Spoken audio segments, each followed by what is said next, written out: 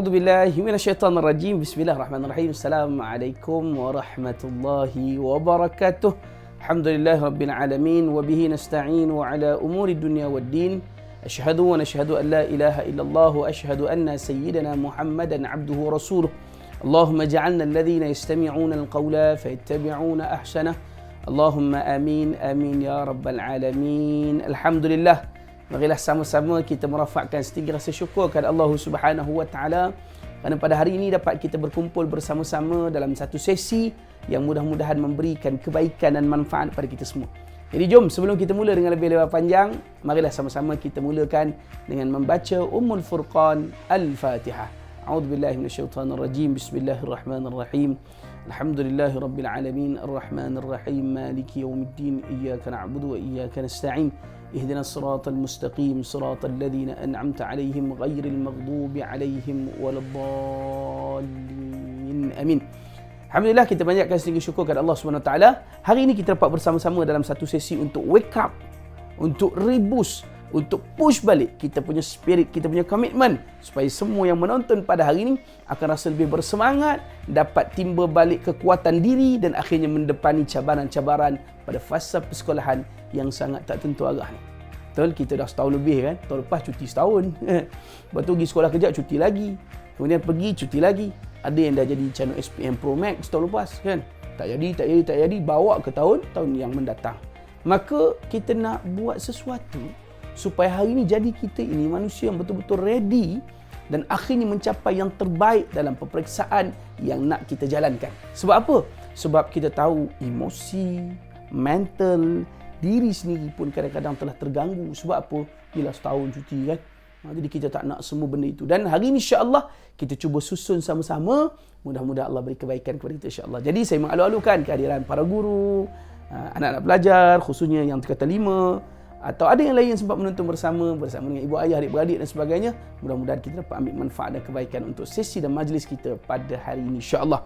Jadi hari ini kita ada 5 perkara asas yang kita nak go through one by one supaya kelima-lima ini menjadikan kita orang yang boleh wake up balik, bangun daripada tidur kita yang panjang, semangat kita menjadi kuat, jiwa kita jadi selesa sikit dan akhirnya dapat bergerak dengan sangat baik. So jom kita perhalusi 5 perkara ini. Yang pertama kita nak cerita tentang sikap kita dulu. Yang kedua kita nak cerita tentang suasana. Yang ketiga tentang sahabat. Yang keempat tentang sistem. Yang kelima, yang paling penting adalah tentang bagaimana kita serah diri kepada Allah Subhanahu Wa Taala dalam konsep tawakal. Jadi jom kita go through satu-satu. Yang pertama, boleh pegang pen, pegang pensel, buku, nota dan sebagainya. Standby untuk catat. Kita nak cerita yang pertama tentang sikap. Tahukah kita bahawa sebenarnya sikap ini mempengaruhi hampir keseluruhan cara hidup kita. Kalau sikap kita A, kat sekolah pun dia jadi A lah, kat rumah pun jadi A lah, kat mana lagi? Kat masjid pun A lah, dekat kedai makan pun A lah, kat mana-mana pun sikap pattern A itulah yang akan kita bawa. Kalau sikap kita, contoh sikap kita jenis U, maka di mana-mana kita pergi, pattern U itulah yang kita bawa. Maka hari ni kita nak bentuk satu set sikap, tak kira lah A ke B, C, D, W, Z, Q, M, tak kira lah puruk pun. Kita nak bentuk satu set sikap yang sangat baik, set sikap yang boleh bimbing, bantu kita jadi manusia yang ada value dan semua rasa lemah, tak larat, semangat tu boleh kikis buang, membangkitkan balik semangat dalam diri, semangat untuk pergi jauh dan akhirnya jadi kita ini pelajar yang sangat cemerlang insya-Allah. Jadi anak-anak pelajar yang saya kasihkan Allah SWT, hari ini anda bersama dengan saya punya Izzat, kita nak bincang yang pertama tentang sikap. Ada 2 perkara kat bawah sikap yang kita kena sentuh elok-elok. Ada 2. Note elok-elok ni kan. Yang pertama apa dia? Sikap yang positif. Sikap yang positif ni kena pupuk, kena bentuk dalam diri supaya ianya ada. Jangan kita cakap, ustaz saya ni tak larat lah, saya ni tu banyak betul. Ya, semua orang ada ujian, semua orang ada cabaran, semua orang ada masalah. Ma'ruf, semua orang tahu. Tapi macam mana kita nak bentuk sikap yang positif yang ada dalam diri? Okey, kita ambil contoh. Ketika mana dulu pernah viral zaman tu ialah Facebook, Instagram, IG, Twitter ni belum popular lah kan negara kita. Tapi telah viral dalam media-media mainstream, kat surat khabar, berita semua ni. Kisah tentang seorang pelajar yang belajar di negeri Kelantan, Darul Naim.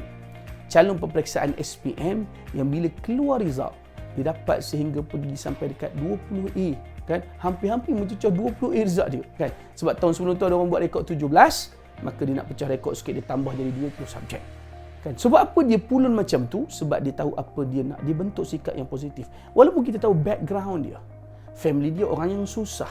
Ayah dia seorang nelayan yang bergaji harian. Jadi awak-awak je. Maksud awak-awak ni apa? Yang ikut but orang.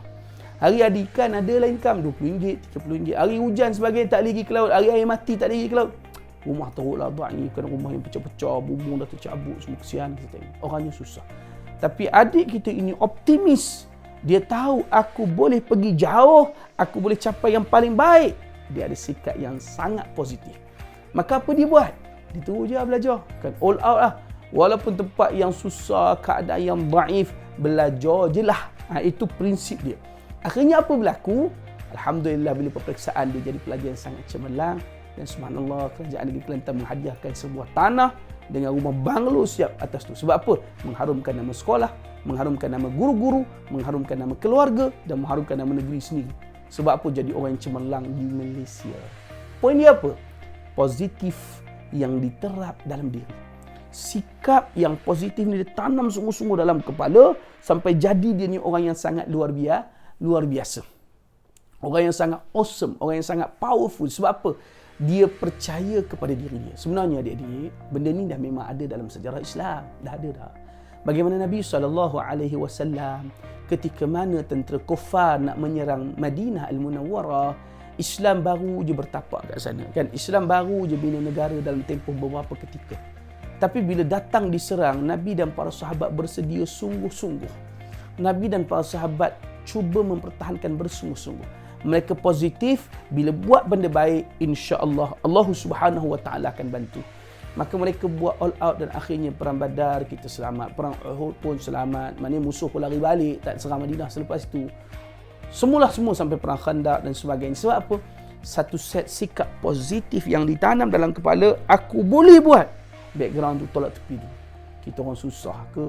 Kita ni bukan kelas depan ke? Kita tak handsome ke? Tak kisahlah, handsome bukan menentu kejayaan, tak? Kan? Yang penting kita tahu what we want and what we can do. Apa yang kita nak dan apa yang kita boleh buat. InsyaAllah, set sikap yang sangat positif ini boleh bentuk diri kita. Boleh kita kata apa, reframe diri kita. Jadi seperti kisah adik kita tadi. Akhirnya jadi pelajar cemerlang di Malaysia tau. Bukan sekolah je, kat Malaysia. Daripada seorang anak yang susah, keluarga yang miskin. Tapi once kita set positif dalam kepala, kita bangkit daripada kekurangan dan kelemahan, kita boleh buat dengan sangat baik. Pergi lebih jauh. Sebab we know what we want and we know what can we do. Jadi anda semua yang tengok, yang tengah tengok, khususnya yang kata 5 dalam periksa ni, kena ada semangat tu. Kita tahu apa kita nak dan kita tahu kita boleh buat. InsyaAllah sampai. InsyaAllah sampai. Itu sikap yang pertama, positif. Maka positif dia tak jalan. Kan contoh cakap, cikgu, saya yakin saya boleh. Saya yakin saya pergi jauh, cikgu. Lepas tu saya tidur. Itu nama dia sembang kari. Dia tak? So kalau kita dah ada sikap yang positif, susuli selepas sikap itu dengan apa? Dengan komitmen. Maka poin yang kedua dalam sikap adalah committed. Orang yang committed ni saya suka nak bawa. Dalam sebuah buku yang saya tulis, buku ni ada kat belakang saya ni, kan? Buku ini nanti insya-Allah kita boleh bagi kepada pelajar-pelajar. Dalam buku ini pada halaman yang ke-20 sampai 25 lebih kurang, kita ada cerita, kalau buka dalam buku ni kan 20 sampai 25, betul? Kita cerita tentang seorang hamba Allah nama dia Lance Corporal Zamri Maksud. Ni gambar dia. Kita cerita pasal apa tentang dia ni? Nak cerita tentang komitmen dia, tentang semangat dia, tentang kesungguhan dia. Macam mana dia sanggup berdepan dengan ujian yang menyakitkan tetapi dia sangat committed. Cerita dia macam inilah ringkas. Ada satu hari tu dalam perarakan Panji-Panji ke bawah Duli Yang Maha Mulia yang di-Pertuan Agong. Mana perarakan askar lah depan Agong. Agong waktu tu adalah almarhum Sultan Kedah yang lepas, Sultan Abdul Halim Mu'azzam Shah, Ibn almarhum Sultan Badri Shah. Askar ni bila dapat kawat depan Agong, perarakan Panji-Panji ke bawah Duli Yang Maha Mulia, atau sasul-sasul aku kan, ke bawah Duli Yang Maha Mulia untuk Agong pula, dia akan rasa proud tau, dia rasa bangga, dia rasa macam mana aku askar yang orang mungkin tak kenal dapat kawat depan Agong. Benda tu satu nikmat kepada kita. Maka ada seorang dalam ramai-ramai tu nama dia Lance Corporal Zamri Maksud. Nanti kita tengok detail buku ni lah kan. Okey, kita tak tepi dulu. Baik. Dia ni bila dapat je terlibat dalam perarakan tu, dia semangat lah. Bersiap sungguh-sungguh, all out, habis-habisan. Dia pun terlibat dalam perarakan. Nak jadi cerita, tengah kawat, tiba-tiba gawat. Kenapa tiba-tiba gawat? Kawan dia yang belakang, waktu duduk senang diri tu, okeylah pegang M16 kat sini kan, tangan satu belakang ni. Tengah kawat tu, tiba-tiba tuanku sampai, maka akan dapat arahan rusuk senjata. Rusuk senjata ni, kalau yang kadet polis saya tahu kan, kita lambung, tepuk, tangan turun, senjata kat sini lah. Kan? Begitu juga dengan mereka, cuma orang belakang ni mungkin tangan dia berpeluh kan, lambung tu terlepas. Di atas M16 tu ada macam pisau macam ni, dia panggil bayonet tajam lah. So tertikam belakang dia. Kita ni kalau tertikam macam tu, Masya Allah, sakit weh, kita kata kan. Tak mampu untuk kita bertahan, sebab apa? Terlalu sakit. Tapi bayangkan Last Corporal Zamri ni, apa dia buat? Bila tercucuk tu, kawan dia dah tercucuk, tarik keluar pula. Tapi dia relax je. Kan? Sakit-sakitlah aku sedang berdepan dengan satu situasi yang sangat getir dan penting. Aku nak kawat, bawa panji-panji dulu yang mahmulia, yang teragung. Maka sakit ke, susah ke, payah ke, semua itu tak tepi dulu. Itu yang dia buat. Kalau bayangkan berdarah penuh ni, penuh berdarah. Tapi dia terus stay juga, buat juga, dia all out juga. Maka apa kesan dia? Akhirnya Masya Allah, Masya Allah. Allah Subhanahu Wa Ta'ala bagi kekuatan kepada dia. Dia dapat kawat sampai selesai. Sampai tuanku cek baris. Akhirnya dia dititahkan untuk dibawa ke hospital segera. Kena berapa puluh jahit belakang. Ya Allah, luka dia. Kalau kita tengok kat Google gambar dia kan, ya Allah, mengerikan. Berdarah yang banyak betul. Tapi dia committed. Sebab apa? Dia combine dengan sikap yang pertama tadi, iaitu orang yang sangat positif. Aku tahu apa aku buat dan kenapa aku buat. Maka dia bagi komitmen yang penuh. Dia sangat committed. So apa kena mengenai kita? Ni calon-calon SPM ni kan? Sama macam kes dia. Kita kena pupuk satu budaya untuk jadi orang yang sangat committed, all out, habis-habis. Sebab apa? Sebab kita tahu kita sedang melakukan benda yang sangat besar dan penting. SPM ni sijil penentu masa depan. SPM. Masa depan ni bukan pendek-pendek, bukan sekat dunia je. Tapi perjalanan yang sangat panjang. Mungkin kita nak belajar kat mana selepas ni. Mungkin nanti ruang rezeki nak kerja kat mana. Semua itu kesungguhan dan komitmen kita kena berikan. Sebab apa? It's all about our future. Masa depan kita sendiri, bukan orang lain. Jadi kita kena apply konsep yang sama. Dan saya yakinlah, tak ada cikgu kita buat caskor tadi, siapa malas tikam belakang dia, belah isi dia kan, luka-luka. Oi, tak ada kan. Bukan sampai tahap macam tu kan. Tapi poin dia tetap sama. Kita nak jadi yang seperti itu semangatnya, keyakinannya, belief system pada diri. Sebab apa? Sikap yang sangat positif. Dia tahu kemampuan dia, dia tahu apa dia nak capai. Apa pun cabaran yang berlaku, we just do it. Kita buat je. Sebab apa? Kita nak capai matlamat yang telah kita setting elok-elok. Jadi yang tu kena tanam betul-betul dalam kepala, lekatkan sungguh-sungguh dalam minda. Jadilah kita orang yang luar biasa hebat, insya-Allah. Insya-Allah. So, boleh dapat poin pertama kita? Apa bentuk sikap itu. Kan? Bentuk sikap yang positif, yang committed, yang memang tahu nak apa, all out, PDPR ke, kat rumah ke, online ke, kat kelas, kat sekolah ke, doesn't matter lah. Yang penting aku tahu apa aku nak, I do my best, that's Allah do the rest. Boleh? Boleh tak? Cantik. So, ambil sikap positif sikit, rasa semangat tu sikit, insya-Allah kita akan dapat capai yang terbaik, dan apa juga yang kita sasarkan. Alright, selesai poin pertama kita. So, dah berhenti poin pertama ni, kita ambil nafas sikit, tarik nafas, duduk kat rumah dah senak-senak dah tu kan, sebab lama sangat. Kita tarik nafas dulu, in, out. Kalau kat rumah senak ni, tengah rekod ni dengan lampu panas ni pun boleh tahan juga kan. So, kita tarik nafas. Kita tarik nafas dulu. Kita tarik nafas dengan tenang, insya-Allah. Baik, so kita nak pergi poin kedua kita, boleh Selepas kita tahu bahawa kena ada sikap yang positif and committed, kita kena ada perkara yang kedua. Apa dia? Suasana. So, suasana ni bukan kata, maknanya kena rumah yang besar, bilik study yang khusus. Oi, siapa kata? Kan? Suasana means kita create satu bi'ah dalam bahasa Arab. Bahasa Melayu disebut suasana lah. Bahasa Inggeris kita panggil environment yang mesra ilmu. Maksudnya, kalau ke rumah, dah tahu kalau ngadap telefon memang habis hancur terus. Sebab apa? Game lah, online lah. Kat online tu pula macam-macam Twitter lah, TikTok lah, apa benda semua tu, dia memang mengganggu fokus kita. So, put somewhere. Letak kat mana-mana. Kan? Apa kita nak buat?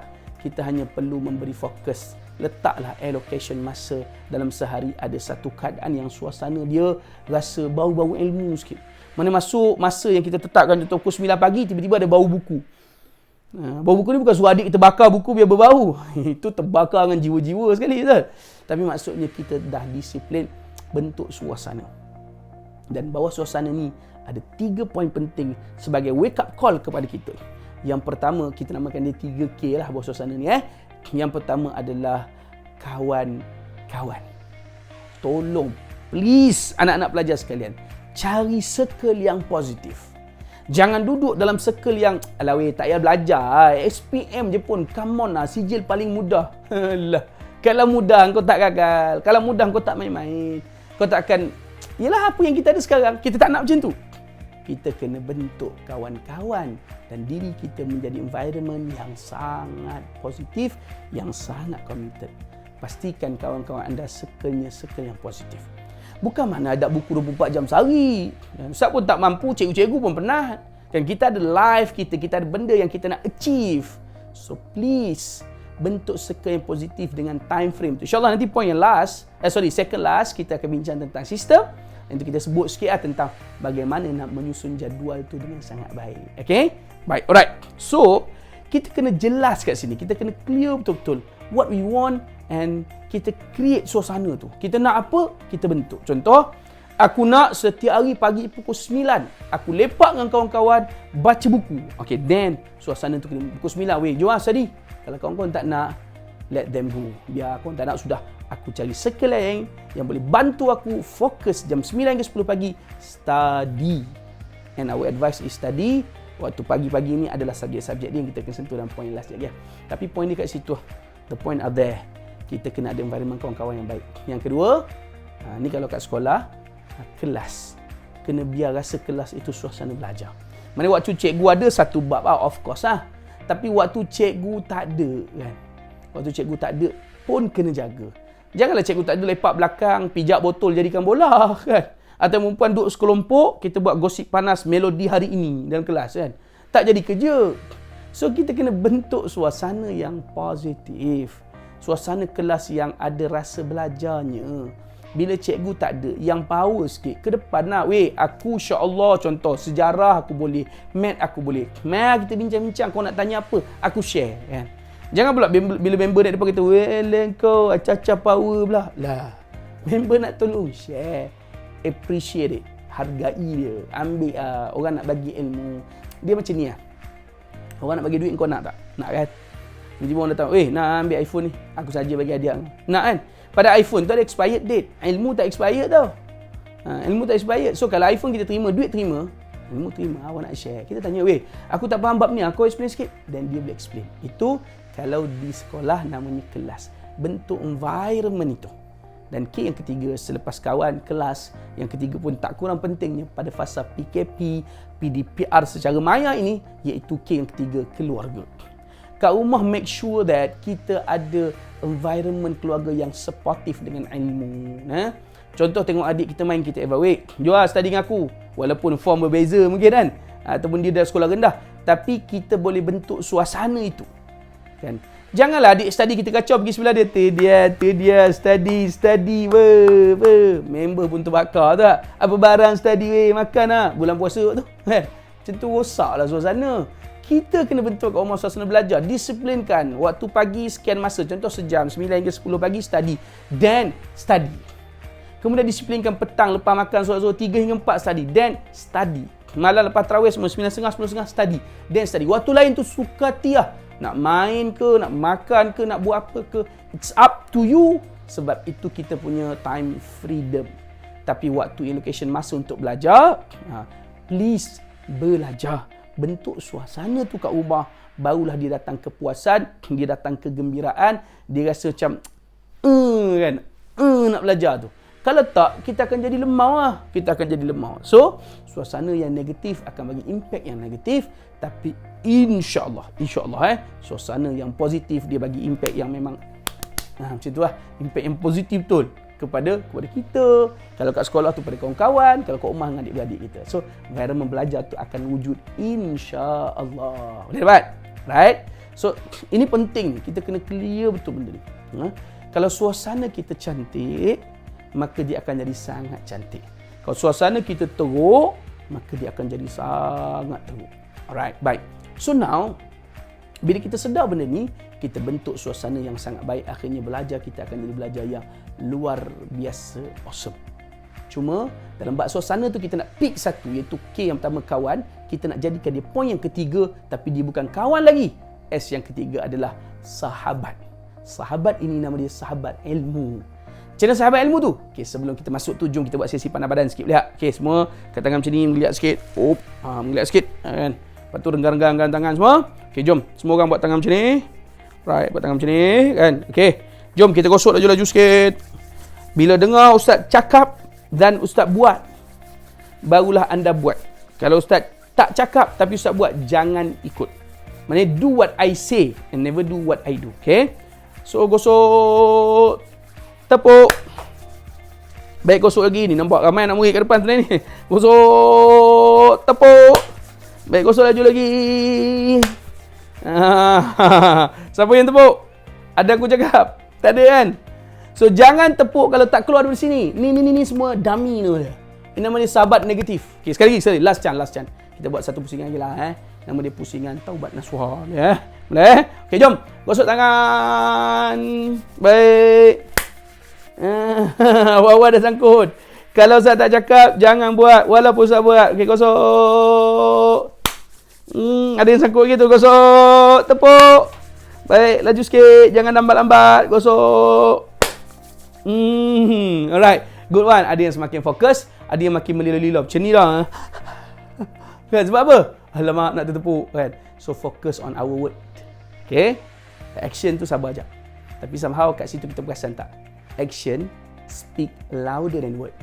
Tindakan tu, dia akan memberi kesan lebih kuat daripada perkataan. Sebab tu, ada yang tertepuk walaupun Ustaz tak cakap. Sebab apa? Aku tepuk. Kan? Dia kata, Ustaz tepuk, kami ikut lah. Ya, itu point dia. That's why kita kata, please cari sahabat yang ada dua sifat. Yang pertama, dia cintakan ilmu. Dia suka ilmu. Dia nak belajar. Bila sebut cinta suka nak belajar ni, bukan makna 24 jam ada buku. Itu meninggal namanya. Kan? Tapi point dia adalah yang dia ketika waktu belajar, dia bagi 101% komitmen. All out belajar. Macam tu. Kan? Kita nak yang macam tu. Yang memang cinta kerana ilmu, yang ada minat untuk belajar, dan dia mesti sudi berkongsi ilmu. Sebab apa? Nanti sahabat-sahabat beginilah, ketika kita belajar, kita boleh buat satu study group yang baik. Discussion yang akan terpandu. Kalau adalah seorang yang mana-mana malaun ni, tiba-tiba lah orang nak study, dia sibuk nak gosip. Akan ada kawan besar, weh, sembang sekejap lagi, kita fokus keluar. Sekejap lagi kita sembang. Sekejap lagi kau nak cerita semua benda pun aku layan. Sekarang ni study group. Ada reminder. Ada orang yang warning kita untuk be focus. Yang ni sahabat yang sangat membantu. Yang ni sahabat yang sangat cintakan ilmu. Yang ni sahabat yang kena ada dalam circle ketika nak mengulang kaji pelajaran. Yang ni kena jelas betul. Memang kena ada that kind of people yang macam tu dalam circle study kita. Kenapa? Sebab mereka yang akan pandu, yang akan bantu, yang akan bimbing kita untuk sama-sama buat yang terbaik. Dan bila mereka ada duduk dalam circle kita lah, kita katakan, insya-Allah akan hasil benda-benda baik. Contoh dia macam mana? Contoh dia macam ni. Kita tengok sekali lagi. Alright. Di ujung buku ni kita ada cerita tentang nota sikit lah. Kan? Ni contoh lah kan, contoh. Alright. Kita buka sikit. Walaupun secara maya, tapi kita memang nak tunjuk dengan live lah satu-satu. Okay, kita tengok macam mana perbincangan dan kumpulan tu akhirnya membantu sebab ada nota. Okay, pada muka surat 95 dalam buku ni, kita ada tunjuk template nota. Nampak ni template nota. Mana kat nota ni bahagian atas, kita akan tulis bab yang kita study tu. Contoh bab 3, subjek sejarah, nama bab dia sekian. So subtopik dia apa? Kita tulis nota-nota yang kita belajar. Okay, di bawah ni ada dua section lagi, key and clue untuk subtopik 1. Contoh, ni key and clue untuk subtopik tu. Yang ni nama dia question. Apa peranan? Kita buat nota, kita bagi kat kawan-kawan, ruang kosong ni tinggal. Nanti mereka akan take note apa key and clue untuk topik ini. Bila dia dah clear sungguh-sungguh, dia akan dapat key and point. Tapi kalau ada benda yang kita present dia tak faham, dia tulis kat sini. So habis kita punya presentation, nanti dia boleh tanya. Kan? Waktu itulah kita boleh tengok sahabat yang kuat membantu tadi, yang minat, yang concern, yang nak, yang suka membantu. Dia akan nampak kat situ. Okay. Kita akan go in detail benda ni, tapi jagilah dalam point last. Okay? Kita tak balik buku ni. Alright, baik. So, point dia adalah kawan-kawan ataupun kita panggil sahabat ni, dia mesti orang yang membantu. Dik, tolong adik. Kita kena ada kawan macam ni. Kata, tapi Ustaz, dia ni ulat buku, tak enjoy hidup. Kau nak enjoy sepanjang masa ke? Kan? Masa belajar, be focus. That's it. Nak main bola, jagi memang kena ajak yang reti main bola. Nak main futsal, yang reti main futsal. Takkan nak main futsal, belah ni standby dengan bola, belah ni pegang buah-buah chess. Macam mana nak main, betul tak? So, waktu main, kau ada member kau. Tapi waktu belajar, kita juga ada kawan yang membantu, yang fokus, yang ada minat yang sama untuk belajar. Please, bentuk sahabat yang macam ni. Kalau kita ada sikap yang baik, yang positif, yang committed, kita ada suasana yang baik, baik di sekolah, baik di rumah, tapi kita tak ada sahabat yang membantu, yang ada minat dengan ilmu, kita nak tanya siapa? Kan mungkin ada subjek yang boleh tanya mak ayah. Kalau mak ayah kita cikgu lah. Ada subjek yang boleh tanya guru kat rumah ataupun kat sekolah. Sebab guru tu ada nombor kita mungkin. Ataupun sekarang ni online. Tapi ada masa yang mak bapak mungkin tak sempat nak bantu kerana kerja. Cikgu tak dapat dihubungi. Siapa kau nak tanya bang? Siapa kau nak tanya kak? Sudah tentulah kawan-kawan ni, sahabat ni. Yang positif, yang committed, yang nak membantu, yang ada minat dengan ilmu. That's the point. Kena ada sahabat dalam circle kita yang berangai sifat, sikap dia macam tu. Baru kita akan rasa puas, kita akan dapat yang paling baik dan kita akan dapat impactful. Kita memang dapat yang paling marvelous, kita kata kan. So, untuk nampak the whole picture benda ini, anda kena start cari circle itu. Sahabat-sahabat yang nak membantu, yang dia memang ada minat untuk ilmu. Nak tahu minat tak minat, paling mudah KPI antara contoh apa? Kat sekolah tengok buku dia terjaga elok tak? Maksudnya yang dibelajar dicatat, ada nota-nota yang baik. Itu kawan yang baik. Tapi be concern jugalah, please. Kalau dia dah kawan macam tu, tapi kau pemalas, tak aci lah. Dia pun nak tumpang juga kelebihan kau. Kau dah mahir subjek ni, tapi kau malas nak buat nota. Dia pula lemah subjek tu. Mestilah ada give and take. Dia tolong kita, kita juga tolong dia. Ini namanya sahabat. Jangan kau asyik sedut je manfaat dia, tapi tak bantu dia langsung. Kan itu namanya bukan sahabat, itu jadi musibat pula nanti kan. Kita tak nak macam tu. So please membantu sesama kita. Bentuk environment sebagai sahabat yang sangat baik, sahabat yang sangat membantu. Alright. So now kita selesai poin kita yang ketiga dan kita nak masuk poin yang sangat panjang, iaitu poin yang keempat tentang apa? Tentang sistem. We need to systemize our life. Ada satu method, kita tengok buku ni lagi sekali kat depan ni. Tada, kan? Ni. Ini nama dia Circle of Life. Kita bincang panjang lebar lah dalam buku ni. Circle of Life ni apa? InsyaAllah nanti mungkin kita boleh tengok sambil-sambil lah. Kita akan paparkan slide ni, tengok kat slide ni nanti. Ada kat depan ni nanti. Kita tengok sungguh-sungguh apa konten yang boleh kita ambil, bagaimana nak menyusun, mensistemkan hidup. Asasnya sistem hidup ni kita nak pecahkan kepada 3 subsektor. 3 bahagian bahasa dia kan. Yang pertamanya untuk diri kita. Yang keduanya soal kita dan orang lain. Yang ketiganya untuk ilmu. Okay? Itu asas dia. Dan kita go by structure, satu-satu. Okay. Perasan tak, sehari kita ada berapa jam? Cuba tanya je, kalau kita duduk sebelah adik ke, sebelah abang ke, tanya. Sehari kita ada berapa jam? Kalau ada orang jawab 25 jam, tepuk dahi dia sikit. Hidup manusia ni sehari 24 jam. Kan? Sama je semua orang. Kita hanya ada 24 hours per day. Itu normal for normal people. Kecuali kau duduk kat Marikh, Pluto, Zuhrah, Matahari. Saya memang kena selalu recharge. Jadi saya duduk matahari lah. Itu sakit jiwa namanya kan. So kita duduk kat bumi, kita ada 24 jam sehari. So limited time. Semua orang ada masa yang sama. Jadi jangan sembang saya tak sempat, saya tak ada. Habis orang lain kan. Semua orang ada komitmen. Jangan rasa kita je ada komitmen. Semua orang ada tanggungjawab. Jangan rasa kita je ada tanggungjawab. Sebab tu ada satu kata-kata hikmah yang sangat baik. Dia kata apa? A real leader, a good leader, we never talk about commitment. We talk about time management. It's all about how to manage. Kalau kita jadi pemimpin yang baik, maknanya bukan untuk orang, pemimpin diri sendiri, jangan cerita tentang komitmen, cerita tentang pengurusan masa. Macam ni kita susun masa seharian kita. Mudah macam ni, mudah macam ni. Malam tidur berapa malam? Ni akak, malam tidur berapa? Bang, kan? Kau berapa tidur? Kadang-kadang kita tidur pukul 3. Why? Qiyamul lail? Kalau yang qiyamul lail, alhamdulillah. Tapi ramai yang qiyamul lalai. Itulah, qiyamul lalai. Kenapa lalai? Main game. Dah member ajak kan, ber-PUBG lah kita di bulan Ramadan. Ataupun sekarang ni popular main bawa lori kan. Jadi driver lori pula. Tengah-tengah malam buat buatan. Kalau betul bawa lori tak apa kak. Ini bawa lori dalam game sampai 3 pagi. Benda tu kita kata apa, useless lah. Sebab apa?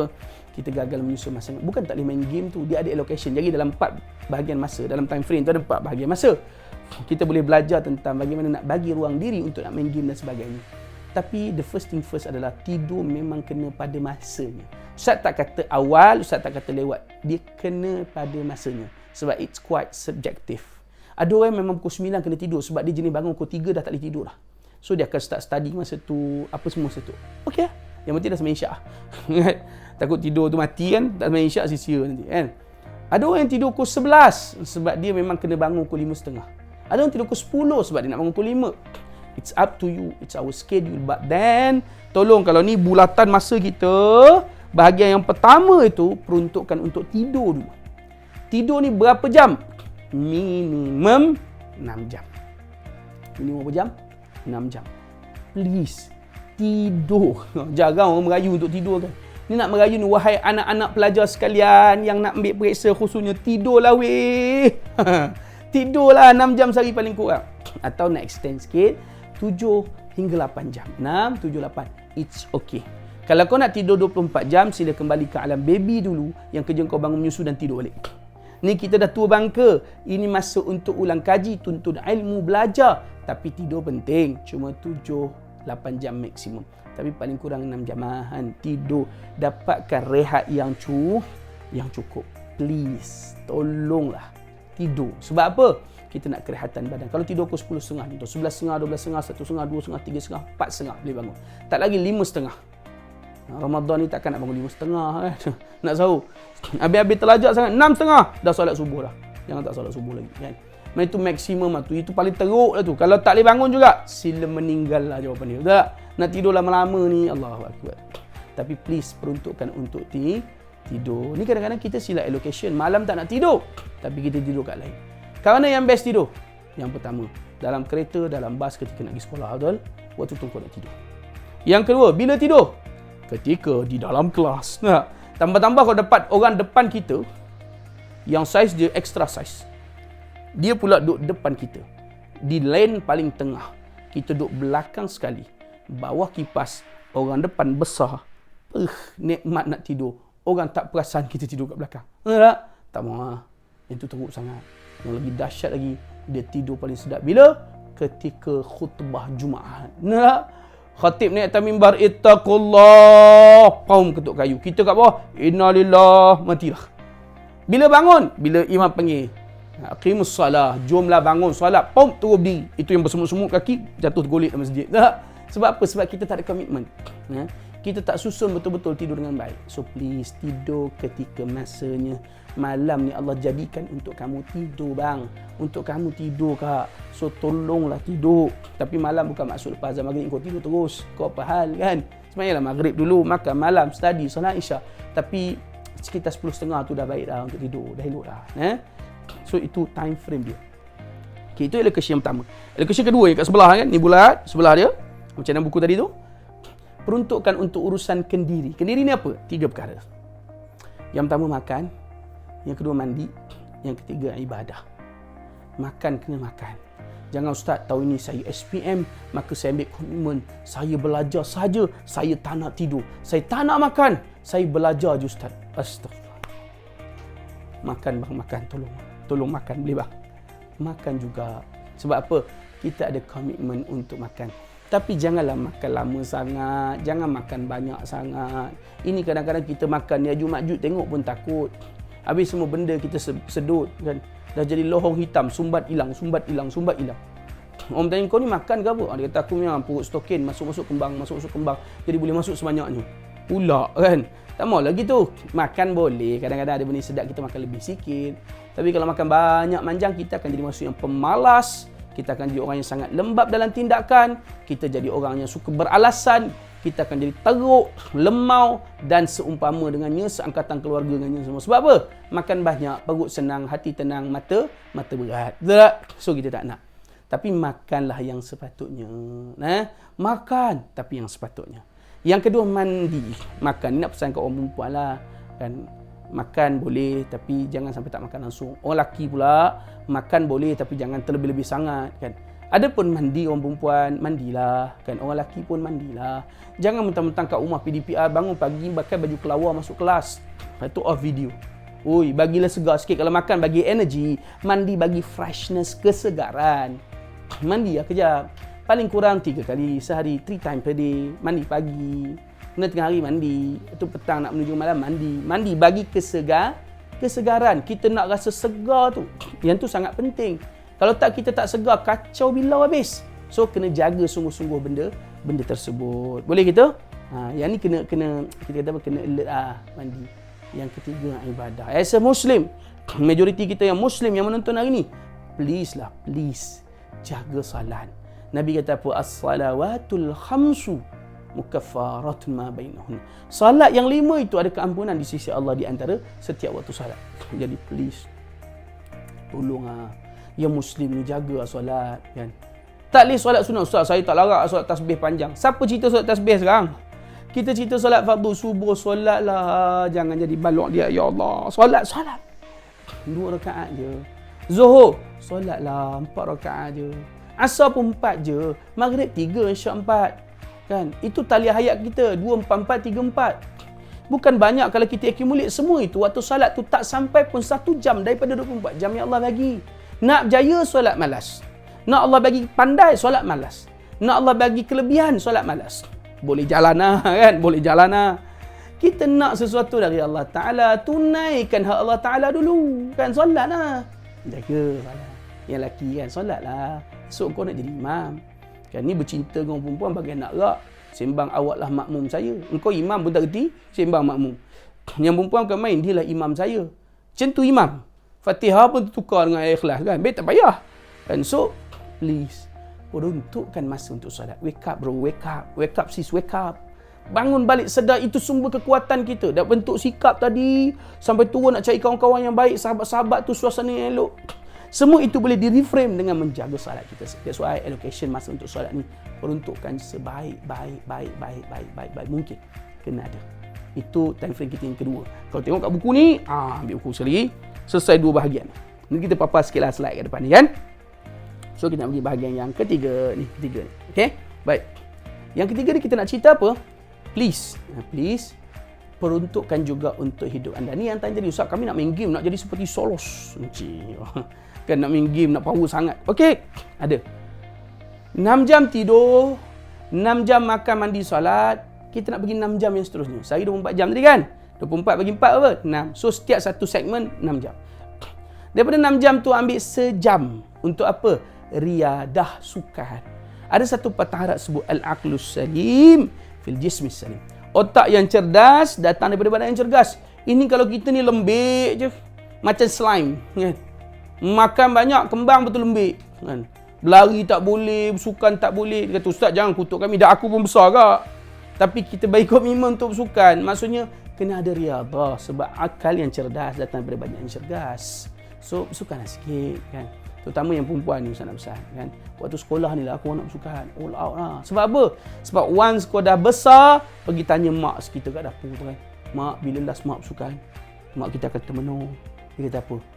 Once upon a time in history. Mungkin pernah dalam sejarah. Sebab apa bila dah besar esok, kau dah masuk universiti, dah kerja, dah berkeluarga. Masa kau orang sibuk untuk benda lain, tak sempat dah nak sukan. Orang lelaki dia lain. Orang lelaki ni sebab apa? Lagi member ajak futsal lah, member ajak badminton lah. Dia cergas sampai ketua pun. Kadang tua lagi cergas bersukan. Tapi orang perempuan kena bersukan juga. Ambillah 1 jam, keluar lepas asar 5 sampai 6. Ataupun 5 suku sampai 6 suku, 5,5 sampai 6,5. Okeylah tu, yang penting bersukan. Riyadhah bagi badan cergas, bagi badan sihat, bagi badan luar biasa bersedia. Boleh faham? Bersukan lah. Sebab kalau tak bersukan, macam mana badan nak cergas? Sebab jangan sibuk main sukan dalam game je. Kami main FIFA Zat. Ya, yang sepak tu komputer. Kita tak sepak bola tu kan. So ni sepak sendiri. Itu pertama. Yang keduanya, selepas habis sejam, kita ada 6 jam. Kita ada masih baki 5 jam. Ambil 2 jam untuk social life. Apa maksud social life ni? Apa-apalah yang korang nak buat. Ada orang nak main game, nak main Dota, nak main PUBG, nak main apa. Segala mak nenek game yang kita nak main tu, mainlah. Ada orang nak tengok movie, ada orang nak baca novel. It's up to you. This is your own decision for your life. Buat suka hati. Yang penting 1 jam dah pergi bersukan, ambil 2 jam lagi untuk beraktiviti sosial itu. Nak online, Facebook, Twitter, Instagram, apa-apalah. Tengok movie, baca novel, main game. 2 jam ni sebenarnya more than enough. Lebih daripada cukup pun. Masa tu dah panjang sangat dah. Please, gunakan elok-elok untuk benda tu. Enjoy lah masa tu 2 jam. Selepas itu barulah kita pecahkan habis dah kita main game semua, emosi sebagai remaja pun dah dapat mood itu, kita nak buat apa pula? Ambil baki 3 jam dalam section ketiga ini untuk ulang kaji. Kita namakan dia sebagai single and solo. Maknanya seorang-seorang. Ambil topik yang kita lemah, pecahkan subtopik dia. Contoh matematik, bab 5 aku lemah. So bab 5 tu lah ambil, ulang kaji, belajar balik, buat latih to be all out. Berapa lama? Sejam per sesi. Satu hari 3 jam cukup. Pagi sejam, petang sejam, malam sejam. That's it. Kalau one shot 3 jam, takut biru pula muka kita. Contoh bagi pukul 9, kita buka subjek sains contoh kan. Banyak benda hafal, biologi contoh. So, waktu itulah ulang kaji, hafal lah balik formula mak nenek apa semua tu, ambil sejam. Lepas sejam, stop. Lepas sejam, stop. Sejam je. Lepas tu stop. Selesai yang tu, habis 1 jam, petang pula 3 hingga 4 ke, ambil subjek contoh matematik ke fizik ke yang melibatkan calculation, betul? Kita mengantuk tentang, so buat kerja yang memerah otak, jadi tak ada nak tidur. Buat calculation sikit, pukul 4 dah berhenti lah. Malam pula lepas tarawih semua kan, dan 9.30 sampai 10.30 tu, study pula subjek writing and reading, bacaan dan penulisan, perkemaskanlah. InsyaAllah kita akan dapat memperbaiki mana-mana yang kurang, mana-mana yang lemah dalam study kita. So sekarang dah 3 segmen kita ambil. Cuba tengok ni elok. Kan? 1, 2, 3. Kita masih ada masa lagi. Baki 6 jam sehari. So apa nak buat 6 jam tu? Yang ni kita nak buat. Yang pertama, tolong gunakan untuk tolong mak bapak kita kat rumah. Kau duduk rumah, mak basuh baju, mak kemar rumah, mak masak, mak basuh pinggan. Kau jadi apa? Bos. Jangan. Khidmat. Nabi ajar, Quran bagi tahu kita dalam Islam kena birrul walidain. Tolong orang tua. Khidmat pada mereka sungguh-sungguh. Khidmat pada mereka dengan yakin dan sepenuh komitmen. Kena buat benda tu. Kena buat. Sebab apa? Sebab kita tak nak jadi orang yang duduk saja. Alah, peruntukkan sejam sehari cukup. Kau nak basuh pinggan lama mana? Nak basuh baju lama mana? Nak sidai baju? Dah lah basuh baju mesin. Tak tinggal. Peruntukkan masa yang lebih tu untuk sidai kain, lipat kain, basuh pinggan, kemas dan sebagainya. Itu tanggungjawab kita. Allocation masa sejam. So ada baki 5 jam nak buat apa? Ambil lah dalam setengah jam untuk rehat kan. Tidur siang. Dalam Islam dia panggil qailullah. Dalam term training dia panggil nap kan. Tidur sekejap sebelum zuhur dalam pukul 12.30 macam tu. Tidurlah sampai 12.40, paling sekejap 10 minit. Atau paling lama sampai pukul 1.5 jam. Itu nama dia qailullah. Tapi janganlah tidur 12.30 bangun 4.30. Itu bukan qailullah, itu qalu innalillah nama dia. Meninggal terus. Alang-alang nak tidur macam tu, suruh adik-adik kita kafan. Lepas tu semayang, lepas tu turun ke bumi lah. Habis cerita, senang kan. Dan nak tidur tak bangun, baik mati je senang kan. So kita tak nak macam tu. Tidur sekejap sebab qailullah ni bagi energi yang malam nanti boleh bangun awal tu. Kan.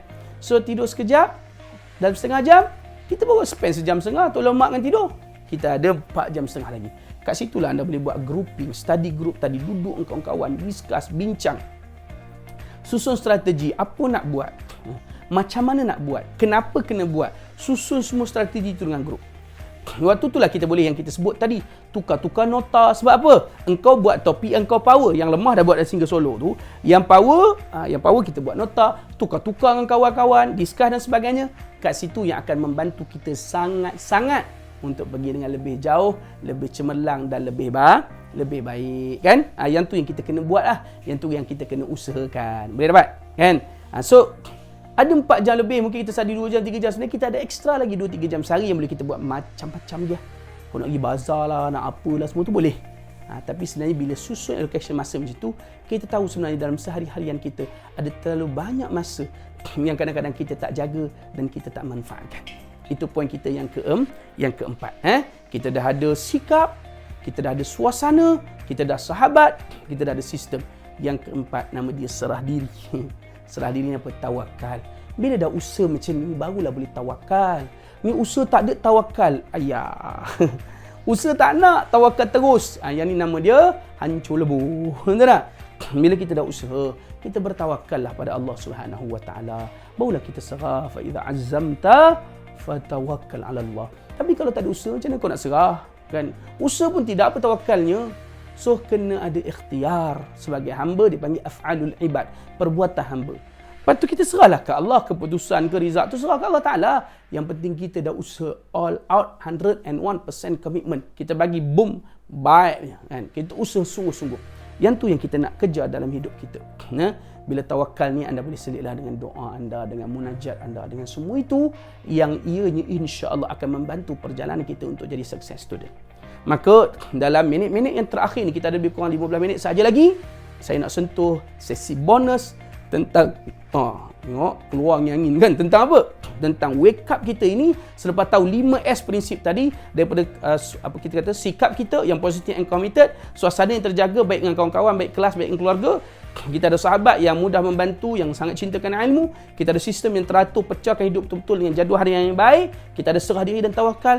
Maka apa boleh kita buat? Wake up dengan cara letakkan target yang betul. Bang, cuba tanya diri sekarang, ambil masa seminit fikir. Kau nak apa sebenarnya dengan SPM kau? Kak, sekolah yang sampai berapa tahun, 17 tahun sekolah ni, nak apa sebenarnya? Bear in mind bahawa kita semua ada matlamat. Clearkan balik. Clear. Aku ada benda nak capai. Mungkin ada orang yang keluarga aku perlukan aku untuk buat perubahan. Aku tahu benda tu. Tapi aku pemalas ya Rabbi. Yang tu nama dia sembang kari. Betul tak? Sembang nak pergi jauh tapi pemalas. Kita tahu keluarga perlukan kita. Tapi kita sini tak nak bantu. Itu lagi parah. Kan langsung tak sedar diri. So cuba clear balik dalam kepala. Apa yang kita nak sebenarnya dengan sekolah ni? Apa yang kita nak dengan ilmu yang kita belajar ni? Apa yang kita nak capai dalam hidup sebelum balik jumpa Allah bila mati? Clearkan big picture. Sebab tu kami diajar oleh guru-guru dulu buat satu benda namanya vision board. Siapa ada kertas kan? Cari kertas. Kertas A4, pegang kertas A4 macam ni kan. Kau katalah ni kertas A4, pegang terbalik. Cuba tulis matlamat kita jelas-jelas kat situ. Dalam ni adalah yang Ustaz buat. Kita tulis vision board kita. Kan ni contoh lah, ni sampel. Anda nak buat macam ni boleh, nak buat macam lain pun tak apa. It's up to you. Kita buka contoh. Nampak ni. Bismillah. Itu dia. Kan? Nampak ada nama kita, nama pula. Ada gambar kita sendiri. SPM 2019 contoh. 12A+ target. Kejayaan milik aku. Bukan gambar piala sikit World Cup. Mana tentang our aims, our goals. Kita dah buat macam ni. Ni dulu Ustaz buat dalam sekolah, lukis je lah. Lukis kat kertas, tampal kat loker. Mana buka loker pagi-pagi, benda tu duduk bawah cermin, atas cermin, tengok muka kita, tengok vision board tu. Kita akan rasa macam, ya Allah, aku nak capai benda ni. Ya Allah, bantu aku, tolong aku. Clear vision. Kita tahu apa kita nak. Dan setiap hari dia jadi, kita kata apa, dia jadi doa lah, buah semangat kat kita kan. So clearkan vision, kita nak capai apa. So bila dah clear vision itu, insya-Allah semua yang disusun tadi boleh dicapai. Itu satu, please clear vision anda. Kemana nak pergi, apa nak capai, apa nak buat sebenarnya. Sebab semua ini sangat membantu untuk anda pergi lebih jauh, untuk anda jadi orang yang excellent. Cuba menung kejap, tengok muka-muka cikgu kita. Susah payah mereka tunggang langgang mereka mengajar kita nak bagi jadi orang, nak bagi cerdik. Kadang-kadang kita ada tersalah adab dengan mereka, tersalah perkataan dengan mereka. Tapi mereka maafkan je. Bila kita menung macam tu, dia orang ni nak je bantu aku. Tengok muka mak ayah kita yang membanting tulang, yang susah payah tapi bagi galakkan belajar. Kerana marah kita sebab tak belajar. Sebab apa? Dia nak kita jadi orang yang ada nilai dalam lapangan ilmu, ada nilai di sisi Allah. Bila kita nampak benda tu, kita akan rasa macam, aku nak kena buat lah. Walaupun sekarang ni PDPR kebanyakan masanya, udahlah kat rumah online, kita rasa lemau tak semangat. Tapi clearkan bahawa itulah benda yang sangat besar. Motivasi kita, cikgu-cikgu dan mak ayah. Itu satu. Yang kedua, cuba tengok jauh sikit. Bang, kak ni yang tengah tengok ni, kau nak SPM berapa A? Mungkin kita ada, saya target straight A. Saya target lulus semua. Saya target, maka saya secemerlang mungkin. Ya, tapi itu short term target. Long term dia apa? Nak pergi mana? Nak capai apa? Kena nampak juga tanggungan akhirat. Cuba yang kita dapat straight A. Oh, bangga cikgu saya dapat straight A. Yes, okay, kau dapat straight A. So kau boleh pergi ke universiti yang kau nak, beasiswa dapat, semua dapat. Okey, jika itu rezeki dan takdirnya. Tapi takdir Allah dapat rizal, meninggal. Ni bukan doa ni. Kan tersedap pula kat rumah tu kan. Ni bukan doa, cuma nak cerita kalau itu berlaku. What's going on? Apa nak buat? Itulah masa kita nak buat balik jumpa depan Allah Ta'ala. Ya Allah, dulu aku di atas muka bumi, aku all out untuk menuntut ilmu, ya Allah. Akhirnya aku dapat aku sayang cemerlang, guru-guru aku bangga, sekolah aku orang pandang baik, ibu ayah aku seronok dan bahagia, ya Allah. Aku telah berkorban untuk ilmu dan akhirnya aku pulang kepadamu dengan menyahut seruan nabimu, man salaka tariqan yaltamidu fihi ilma sahallallahu lahu tariqan ilal jannah. Orang yang bersusah payah atas jalan ilmu, Nabi janji, ya Allah, mereka ini akan dapat dipermudahkan jalan ke syurga. Ya Allah, mudahkan jalan aku untuk ke syurga-Mu. Itu doa dan harapan kita. Itu rasa dan keinginan kita. Bila nampak matlamat akhirat macam tu, insya-Allah kita akan pergi lebih jauh lagi. Kita akan semangat lagi. Sebab apa? Kita tahu inilah jalan yang Allah bagi untuk aku ubah nasib diri dan keluarga, untuk aku muliakan agama, aku angkat darjat diri, keluarga dan agama dengan jalan ilmu. Cuba tengok hari ni, pakar-pakar ramai juga orang-orang yang tak faham agama Allah. Sayang kan? Kalau yang faham agama, contohnya kita pergi hospital, doktor awak sakit sini, saya buat awak makan ubat ni, okey lah, sembuh. Dia macam, something wrong somewhere. Cuba yang doktor yang, Assalamualaikum, mari duduk, apa khabar hari ni? Tak apa, sihat doktor? Tak apa, insya-Allah, tuhur, insya-Allah Allah bagi kesembuhan. Kita cek dulu, awak sakit macam tapi tak apa, awak makan ubat, insya-Allah. Banyak doa, banyak munajat, insya-Allah Allah bagi kesembuhan. Kita pun rasa macam, mati lah sekarang, tak apa, mati lah, tenang tak? Sebab apa? Bagus je mereka bila menjaga agama. Yang tu yang kita nak sangat, yang kita gila-gila sangat nak kerja kebaikan-kebaikan agama. Memang kena clear cut view tu. Sebab tu dalam buku ni memang kita sebut tentang perkara-perkara ini. Sebab nak bagi kita jelas bahawa kita nak wake up ini, nak bangun, nak rebus balik ini, tujuan dia tak lain tak bukan untuk membina rasa bahawa kejayaan yang kita capai dalam ilmu dan pelajaran ini bukan semata-mata untuk diri kita dan dunia, tapi juga untuk orang lain dan hari akhirat kita. Bila nampak benda itulah, baru orang akan jadi semangat sungguh-sungguh. Yang susah tadi boleh all out. Yang biasa kita dengar stigma, kalau pandai orang perempuan, ada orang lelaki yang telah buktikan mereka berjaya. Ada seorang abang kita dulu, nama dia Azali Azlan. Dia belajar di SMK Agama Yan Kedah. Sekolah Menengah Kebangsaan Agama Yan Kedah. Dia ambil SPM 21 subjek. Dan dia dapat 21A. Hamid kau. Dan 21A. Kita jenuh fikir bila dia belajar. Segala subjek sains ke, agama ke, semua dia balun. Sapu bersih. Ini bukan takat hat-trick ni. Ini berterik-terik dah nama dia. 21A. Mana 7 kali hat-trick tu? 7 kali 3, 21. Kan? Mana sungguh-sungguh mereka menuntut ilmu sebab dia clear vision. Mana nak pergi, apa nak capai, kenapa kena buat dan sebagainya. Jadi jom kita usaha sama-sama untuk jadi pelajar yang luar biasa ini, untuk jadi pelajar yang bersungguh-sungguh ini. Jangan jadi orang yang malas, jangan jadi orang yang lemah dan sebagainya. Jadi insya-Allah kalau kita amalkan kesemua ini, dia akan sangat membantu kita. Maka di hujung ini ada 3 tips sahaja ringkas, tip yang terakhir untuk memastikan anda semua dan Ustaz sendiri insya-Allah jadi orang yang sentiasa wake up daripada apa juga masalah dan ujian. Boleh bangun balik menyahut suruhan Allah, infiru khifafan wa thiqala. Berangkatlah, berusahalah, buatlah walaupun susah payah. Apa dia? Yang pertama, niatkan segala-galanya untuk Allah. Please, perubahan yang kita nak bawa, kejayaan yang kita nak capai, semua ini niatkan lillahi ta'ala. Biar dia kerana Allah, bukan sebab habuan lain, bukan sebab matlamat. Saya nak impress awek saya. Boleh jalan lah dengan awek tu. Saya nak impress Pak Wu saya, boleh jalan dengan Pak Wu kau tu. Kita nak Allah Ta'ala impress dengan kita. Kita nak Allah Ta'ala bangga dengan kita. Barulah ada hasil dalam kehidupan kita. Kan? Kena ada benda tu. Niatkan semua itu kerana Allah, bukan selain daripada. Itu satu. Yang keduanya, niatkan dia untuk agama. Yang kita buat ni bukan nak tunjuk kita hebat, tapi nak buktikan orang Islam hebat. Kalau tengok biasa ranking kan, kadang-kadang ramai non-Muslim yang berjaya. Kita sedih tengok. Sebab apa? Yelah, mereka berjaya tak ada masalah. Tapi orang Islam, kena tahu Islam dinu ya'lu wa la yu'ala alaih. Islam ni agama yang paling tinggi dan tak ada lebih tinggi daripadanya. Jadi kena buktikan, ya Allah, aku angkat nama Islam. Orang Islam jadi orang berjaya.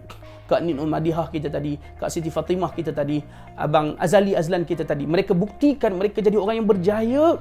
Dan buktikan orang Islam mampu pergi jauh. Ketiga-tiga mereka belajar sekolah agama pula tu, Masya Allah. Kan? Yang tu kena nampak, utamakan agama, nampakkan ia kemuliaan untuk Islam. Dan yang ketiganya, yang terakhir, adik-adik, para pelajar yang saya kasihkan Allah Subhanahu Wa Taala, biar kita tahu dan sedar bahawa apa yang sedang kita usaha dan buat ini tidak lain dan tidak bukan adalah untuk kebahagiaan orang lain juga, untuk ibu ayah kita, untuk mereka yang telah bersusah payah selama ini untuk kita. Kita kena clear benda tu. InsyaAllah kita akan pergi jauh. So please, wake up, stop dreaming, start doing.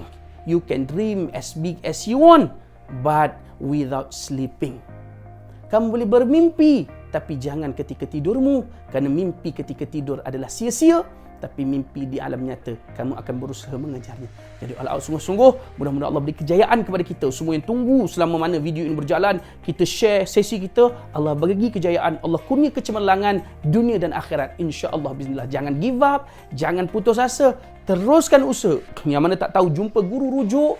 Yang mana tak faham, tanya kepada mereka. Yang mana rasa down, lemah semangat, jumpa mak ayah, minta motivasi sikit, minta kawan-kawan support kita. InsyaAllah kita boleh pergi jauh. Mana tahu akhirnya sekolah kita menjadi sekolah terbaik di daerah kita dan juga di negeri kita dan jadi sekolah terbaik di kebangsaan. Siapa tahu kitalah pelajar cemerlang yang mengangkat nama sekolah, nama daerah dan nama negeri kita, insyaAllah. Dan masa yang sama, macam kita sebut tadi, kita sedang mengangkat nama agama, insyaAllah. Jadi sebelum kita tutup, marilah sama-sama kita akhirkan majlis kita pada hari ini dengan bacaan doa. Mudah-mudahan Allah beri kebaikan, kejayaan dan kemenangan kepada perjuangan perjalanan pelajaran adik-adik. InsyaAllah.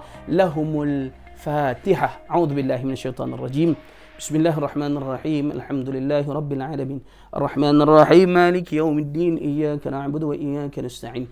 Ihdinas siratal mustaqim. Siratal ladzina an'amta 'alaihim ghairil maghdubi 'alaihim waladdallin. Amin. A'udzu billahi minasyaitonir rajim. Bismillahirrahmanir rahim. Alhamdulillahi rabbil alamin wassalatu wassalamu ala asyrafil anbiya'i wal mursalin wa ala alihi wa sahbihi ajma'in. Allahumma ya Allah, ya Tuhan kami, ampunkanlah dosa kami ya Allah.